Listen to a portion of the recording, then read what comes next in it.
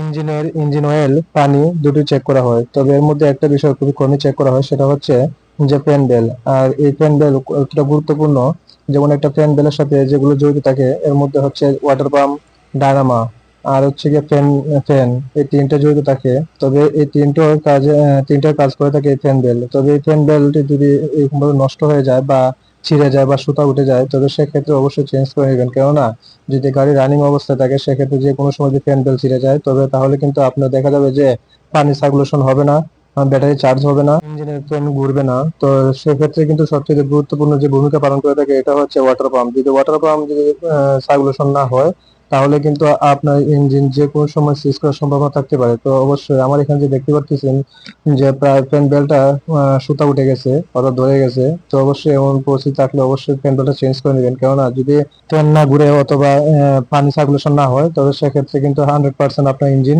সিজ করবে। তো অবশ্যই এই বিষয়গুলো খেয়াল রাখা উচিত, আর এগুলো খেয়াল রেখে কিন্তু আমাদের গাড়ি চালাতে হবে। আর এরকম ভিডিও পেতে পেজটা অবশ্যই ফলোদের সাথে থাকবেন। আর আমি চেষ্টা করবো ইনশাল্লাহ ভালো ভালো কিছু ভিডিও আপলোড করার, যাতে আপনাদের বেসিক কিছু জানতে পারেন।